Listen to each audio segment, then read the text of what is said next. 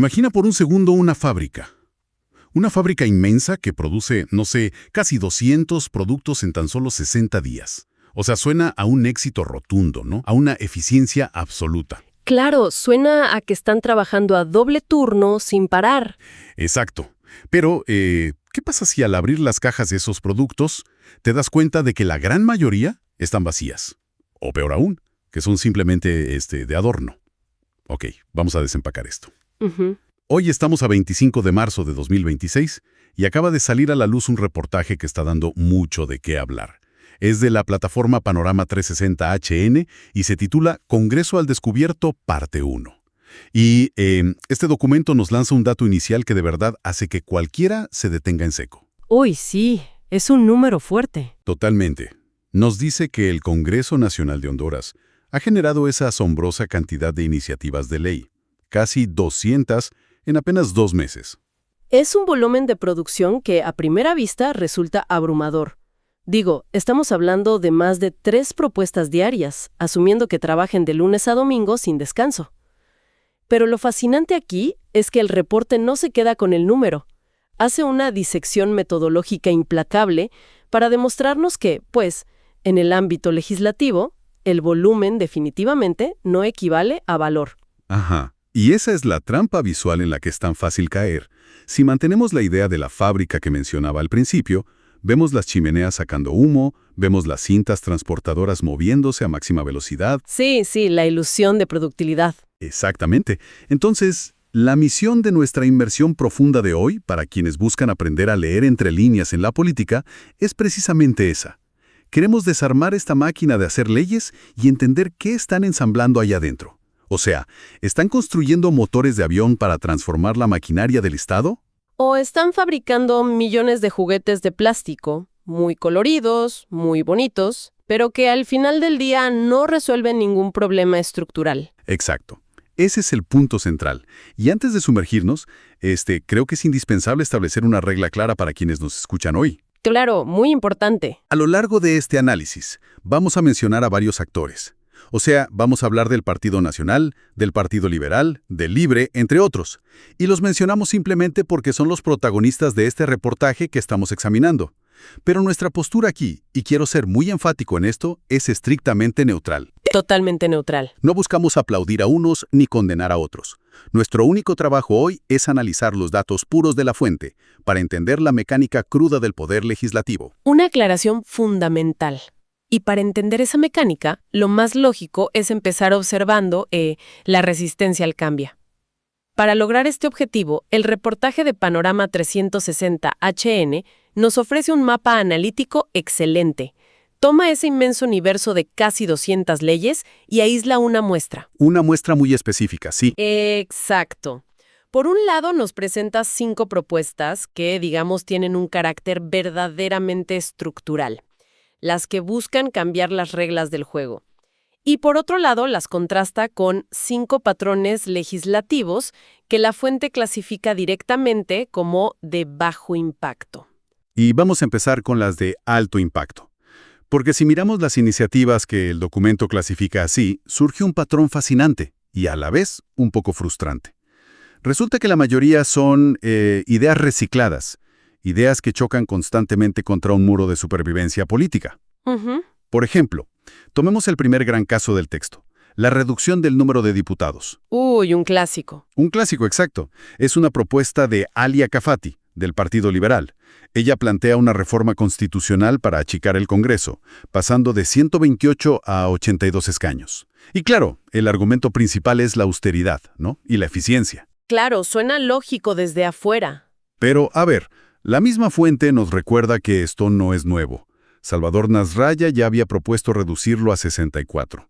Y por otro lado, el exdiputado de Libre, Marco Eliud Girón, había sugerido eliminar la figura de los suplentes permanentes para que solo cobren si de verdad cubren una ausencia. Sí, el diagnóstico de que el Congreso es un aparato obeso, digamos, ya es de conocimiento público, todos lo saben. Entonces, si estas ideas son tan buenas, o sea, si reducir el gasto público parece tan lógico, ¿Por qué la fuente indica que están casi destinadas a fracasar o a quedarse en el papel? Bueno, porque la razón por la que estas iniciativas cíclicas nunca prosperan es una cuestión de incentivos básicos. O sea, aprobar una reducción de escaños implica que los propios legisladores tendrían que apretar el botón de votación para eliminar sus propios puestos de trabajo. O los puestos de sus aliados. Exactamente. Tener 128 diputados más sus respectivos suplentes no es solo un tema de representación ciudadana. Es una enorme red de empleo, una red de poder que los partidos utilizan para recompensar lealtades. Pedirles que desmantelen eso es en el fondo pedirles que vayan en contra de su propio ecosistema de supervivencia. Claro. Es como pedirle a un grupo de ejecutivos que hagan una junta y voten a favor de despedirse a sí mismos. No va a pasar. No, no va a pasar. Y esa misma lógica de autopreservación parece ser la barrera que bloquea el segundo gran tema del informe, que es la transparencia. Sí, ese es un punto crítico. El documento destaca la propuesta de Luz Ernestina Mejía, también del Partido Liberal. Ella busca crear un sistema nacional anticorrupción. Y la idea central es agarrar todos estos esfuerzos que hoy están completamente dispersos y centralizarlos. Y nuevamente el reportaje nos ancla en la historia reciente, para entender por qué esto genera tanta resistencia. El texto menciona explícitamente el caso de la Masish. La Masich, claro. Para dar un poco de contexto a quienes nos escuchan, la Masish fue aquella misión internacional respaldada por la OEA que, durante el tiempo que operó, logró destapar redes de corrupción masivas en el país. ¿Pero qué pasó? Que la propia clase política, al verse directamente amenazada por las investigaciones, decidió simplemente no renovarle el mandato. Para protegerse. Para protegerse, claro. Y la fuente señala que lo mismo ocurrió con la Ley de Política Limpia, que estaba diseñada para vigilar de dónde salía el dinero de las campañas, y fue sistemáticamente debilitada a lo largo del tiempo. O sea que el esfuerzo por crear estructuras de transparencia fuertes es básicamente como construir castillos de arena frente al mar. Qué buena analogía, sí. Se levantan con un montón de esfuerzo y luego la marea política los desmantela justo cuando empiezan a investigar a las personas equivocadas. Así es. Pero, a ver, no todo es control político, ¿verdad? También hay propuestas que suenan a pura modernización, como las dos iniciativas que destaca el reporte de Marco Mirenses del Partido Nacional. Una es la Ley de Gobierno Electrónico y la otra es la Ley de Crédito Educativo y Talento Nacional. Sí.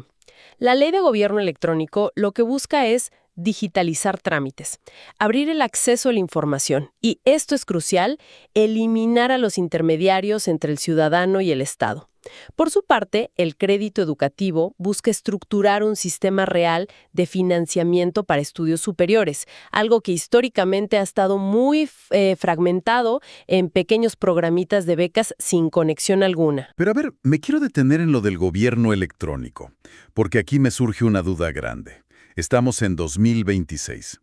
Digitalizar trámites no es mandar un cohete a Marte. Para nada. La tecnología sobra. O sea, mi abuela usa aplicaciones en el celular. ¿Por qué la fuente señala que la implementación de esto es un reto casi insuperable dentro del Congreso? Porque en la política, y esto es clave entenderlo, la burocracia no es un accidente. A menudo es una herramienta. Ah, claro. Piénsalo así. Si un ciudadano puede sacar su pasaporte o, no sé, su permiso de operación para un negocio con 3 clics desde su teléfono, ya no necesita pedirle un favor a un político local, ya no necesita un tramitador con conexiones. Al digitalizar y automatizar los procesos, le quitas poder discrecional a esa red política. Le quitas la moneda de cambio. Una resistencia a perder influencia y control sobre el ciudadano común. ¡Wow! Eso cambia por completo la perspectiva de por qué un trámite es lento. Y con el tema del crédito educativo que mencionabas, me imagino que ocurre algo que solemos ver muchísimo en este tipo de leyes en la región.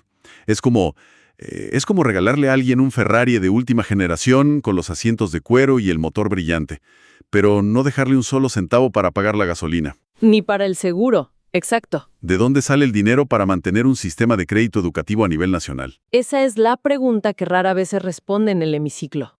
Y de hecho, es el mismo problema exacto que paraliza la quinta propuesta estructural que menciona el análisis. ¿Cuál es esa? La Ley de Desarrollo del Cultivo de la Papa de Rumi Hueso del Partido Liberal.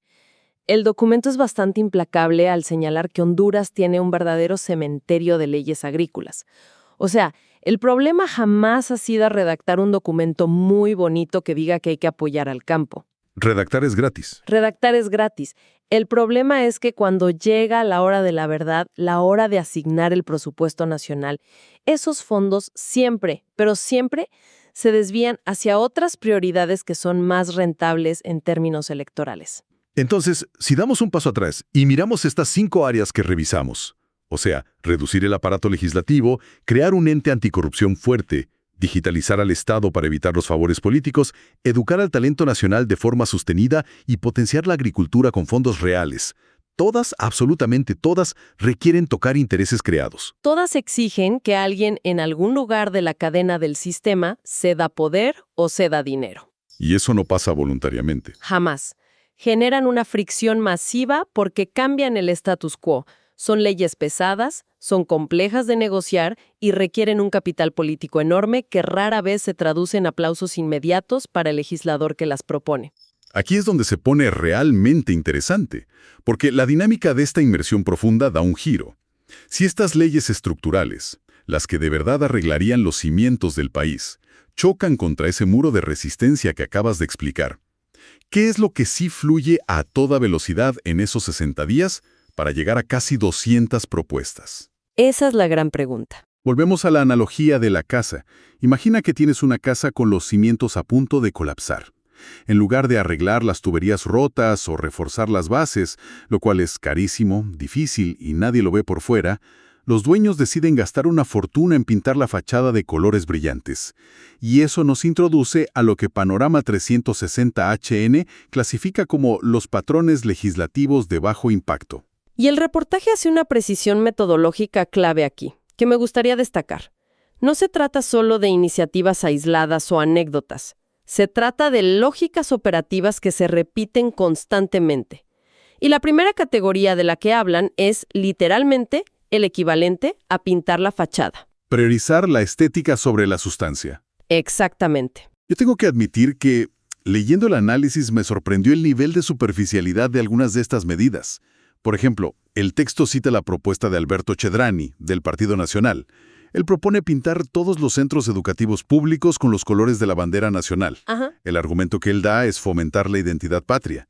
Pero a ver, el reporte destruye esa lógica argumentando que cambiar el color de una pared de una escuela tiene un impacto absolutamente nulo en la tasa de deserción escolar o en la calidad educativa. O en la infraestructura real de escuelas que literalmente se caen a pedazos. Exacto. Sin embargo, desde la perspectiva del legislador, tiene un rendimiento comunicacional altísimo. Pintar una escuela es visible, es rápido y, lo más importante, permite tomarse la fotografía cortando la cinta inaugural. La fuente señala que estas estrategias estéticas han sido el salvavidas histórico de la clase política, especialmente cuando necesitan mostrar resultados a corto plazo sin tener que resolver problemas complejos. Y otra forma de buscar esa fotografía rápida es lo que el artículo denomina como saturación simbólica. Y fíjate que hay una cantidad tremenda de tiempo legislativo invertido en esto. Declaratorias y reconocimientos a cada rato. Sí, muchísimo tiempo. Vemos a Lenin Valeriano del Partido Nacional proponiendo que el festival Gracias Convoca sea elevado a patrimonio, o a Yasmín Mesa Erazo del Partido Liberal proponiendo condecorar a un arquitecto y paisajista. Y ojo, no estamos diciendo que la cultura y el arte no deban apoyarse, por supuesto que no. Por supuesto que el reconocimiento cultural es válido y necesario. Pero el problema que expone la fuente es que estas declaratorias se aprueban en masa, otorgando títulos rimbombantes, pero vienen completamente vacías. No traen presupuesto. No incluyen ni un centavo de presupuesto y no forman parte de una política integral de turismo o de cultura a nivel estatal.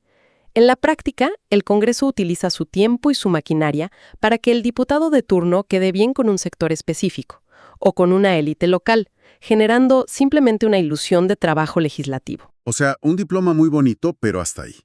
Ahora, donde la situación pasa de ser simplemente ineficiente a volverse estructuralmente dañina, es en la tercera categoría que mencionan: el clientelismo y la usurpación de funciones. Uy, este punto es vital. El reporte menciona, por ejemplo, a Daisy Andoni López, del Partido Nacional, proponiendo pavimentar tramos de colonias muy específicas, y a Josi Toscano, del Partido Liberal, proponiendo la construcción de puentes peatonales. Aquí, voy a jugar al abogado del diablo por un momento. A ver, dime. Si una comunidad lleva décadas tragando polvo porque su calle es de tierra, o hay niños que arriesgan la vida todos los días cruzando una autopista porque no hay un puente, y un diputado logra que se haga la obra, o sea, para esa comunidad ese diputado es un héroe. Totalmente. Entonces, ¿por qué la fuente ataca esto y lo clasifica como un problema grave y de bajo impacto estructural? Es una excelente pregunta y creo que toca el nervio mismo del sistema político. A ver, el análisis no está en contra de que la comunidad tenga su puente, ni de que tenga su calle pavimentada. La gente necesita esas obras. Lo que critica profundamente es el mecanismo. ¿A qué te refieres con el mecanismo? A que el trabajo de un diputado en el Congreso Nacional es diseñar leyes de alcance general para toda la República. Cuando un legislador usa su posición y su influencia para ordenar y gestionar un puentecito en un barrio específico, en realidad está usurpando las funciones de un alcalde o del ministro de Infraestructura. En otras palabras, están utilizando su poder en el presupuesto nacional para hacer microgestión a nivel de barrio. Y el impacto de esto es devastador para las finanzas públicas. El reportaje nos recuerda que esto es, en esencia, la mutación de los infames fondos departamentales. Ah, los famosos fondos departamentales. Así es, en lugar de que el país tenga un plan maestro de desarrollo donde se decide con base técnica dónde se necesitan las carreteras, el presupuesto nacional se fragmenta en cientos de pedacitos para que cada diputado pueda ir a regalar obras en las comunidades que le garantizan votos. O sea, para quien nos escucha y paga sus impuestos sagradamente. Esto significa que su dinero no se usa para desarrollar el país de forma ordenada, sino para financiar la campaña de reelección del legislador a través de clientelismo puro y duro. Es una forma literal de privatizar el presupuesto público para beneficio electoral propio. ¿Tal cual? Y hablando de presupuestos, el cuarto patrón que menciona el texto es alarmante por el nivel de riesgo que conlleva. Documentan una iniciativa de Sergio Figueroa, del Partido Nacional. Él busca asignar directamente $20 millones a un municipio específico. Y el detalle que hace saltar todas las alarmas en el documento es que esto se propone sin presentar estudios de factibilidad técnica. Cero estudios. Sin evaluación de impacto y sin mecanismos de auditoría claros. O sea, un cheque en blanco. Lo cual es la receta perfecta para la opacidad. Cuando el Poder Legislativo asigna fondos millonarios de esta manera tan discrecional, se abre de par en par la puerta a la corrupción sistémica. De hecho, el documento menciona explícitamente el caso de la caja de Pandora para ilustrar este riesgo. Sí, un caso súper sonado. Para quienes no tengan fresco ese episodio, fue un escándalo masivo en Honduras. Resulta que recursos públicos que supuestamente estaban destinados a proyectos de desarrollo agrícola, proyectos sociales en comunidades extremadamente pobres, terminaron siendo desviados para financiar campañas políticas de varios partidos. Y la fuente subraya que asignar dinero hoy sin criterios técnicos es perpetuar exactamente ese mismo riesgo. Es no haber aprendido nada. Es jugar con fuego otra vez. Y bueno, el último patrón que se describe en esta sección de bajo impacto es lo que llaman asistencialismo sin escala. Como ejemplo, pone la propuesta de Carlos Eduardo Cano, del Partido Nacional, para crear un programa titulado Compartiendo con mis abuelos. Nuevamente tocan la fibra emocional, ¿no? Claro, el nombre suena noble. Y digo, ayudar a las personas de la tercera edad es indudablemente necesario en nuestra región. Pero, siempre hay un pero en esto. Pero el reporte es claro, estos proyectos no son verdaderas políticas de Estado. Son programas piloto minúsculos con un alcance territorial muy, muy limitado que no tienen garantizada su sustentabilidad financiera a largo plazo. O sea, en lugar de reformar el sistema de seguridad social o el sistema de pensiones... Que sería una reforma estructural pesada. Exacto, que sería una ley difícil de aprobar y que requiere mucho debate, prefieren lanzar un programa temporal. Un programa que genera titulares conmovedores hoy, que rinde frutos políticos inmediatos, pero que muy probablemente desaparecerá cuando cambie el ciclo político y llegue otro diputado con otra idea. Entonces, ¿qué significa todo esto? Cuando ponemos todo este rompecabezas sobre la mesa, la gran interrogante que a uno le queda es, ¿por qué el sistema funciona así? ¿Por qué la balanza legislativa se inclina tan drásticamente a favor de lo cosmético, de lo clientelar, y castiga sistemáticamente lo estructural? Bueno, el reportaje nos da una respuesta matemática, analizando la correlación de fuerzas actual en el Congreso. A ver, ¿los números? Nos detalla que hoy en día hay 49 diputados del Partido Nacional, 41 del Partido Liberal, 35 del Libre, 2 del PIN-USD y 1 de la Democracia Cristiana. ¿Esos números son el verdadero tablero de ajedrez aquí? Si conectamos esto con el panorama general, nos damos cuenta de que muestran un Congreso altamente fragmentado. Vemos que partidos como Libre, el PIN-USD o la Democracia Cristiana, al estar en minoría numérica, quedan completamente relegados a roles de constante negociación. Nadie, absolutamente nadie, tiene una aplanadora legislativa para imponer su agenda por sí solo. Claro, y en un escenario donde cada voto se tiene que sudar, negociar e intercambiar, tratar de impulsar una ley que elimine puestos de diputados o que cree un sistema que pueda meter a los propios políticos a la cárcel, pues es una batalla titánica. Requiere un capital político que, honestamente, nadie quiere gastar. Precisamente. Y es aquí, en esta matemática, donde entendemos por qué las propuestas de bajo impacto se reproducen como un virus. Proponer pintar una escuela o declarar un festival como patrimonio no le pisa los callos a nadie. No. No amenaza las cuotas de poder del partido opositor. Son la moneda de cambio perfecta para la supervivencia política. Todos los legisladores pueden ganar visibilidad, mantener a sus bases contentas con pequeñas obras y, lo más importante, evitar el conflicto pesado. Es como la institucionalización de la ley del menor esfuerzo en la política. El resultado, tal como concluye el profundo análisis de Panorama 360HN, es un Congreso diseñado para priorizar lo que es conveniente hoy, sacrificando lo que el país verdaderamente necesita para mañana. No se trata solo de la brillantez de una propuesta de ley que esté escrita en un papel. Se trata de quién tiene los votos y cuáles son sus verdaderos incentivos para convertir ese papel en una realidad. O sea, la política real. Yo creo que esa es la lección definitiva de este reporte para la audiencia. Para quienes consumen noticias a diario y ven estos números, la invitación de esta inmersión profunda es a hacer un cambio radical de perspectiva. Tenemos que dejar de aplaudir el simple volumen. Totalmente de acuerdo.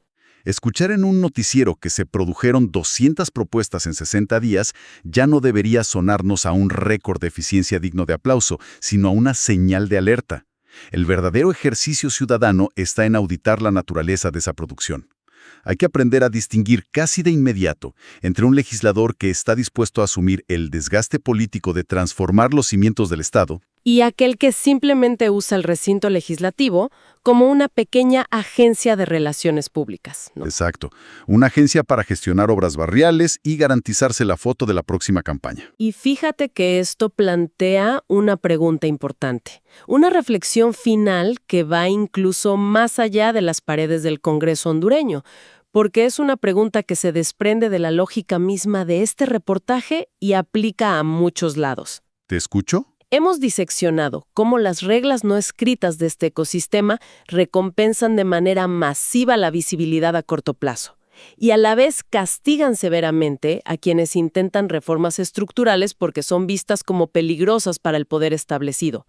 Entonces, la gran paradoja a considerar para quienes nos escuchan ¿es posible lograr un cambio profundo desde el poder legislativo bajo estas reglas? ¿O la democracia representativa moderna está diseñada, irónicamente, para asegurar que nada cambie en el fondo, manteniendo a la ciudadanía hipnotizada con esta ilusión de un movimiento constante? ¡Wow!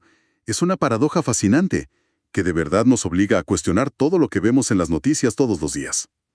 Y volviendo a nuestra fábrica del inicio, con la que arrancamos todo este análisis, la chimenea de esa fábrica sigue humeando, el ruido de las máquinas adentro es ensordecedor, y los camiones salen cargados todos los días. Mucho ruido y pocas nueces, dicen por ahí. Exacto. La pregunta para quienes miramos desde afuera ya no es si los obreros están trabajando en la fábrica. La verdadera pregunta es si, al destapar esas cajas que pagamos con nuestros impuestos, vamos a encontrar los motores que el país necesita para avanzar de una vez por todas, o simplemente otra tanda de juguetes de plástico. Muy bien pintados, sí, pero diseñados exclusivamente para mantenernos entretenidos hasta las próximas elecciones. Ha sido un análisis increíble. Hasta la próxima inmersión.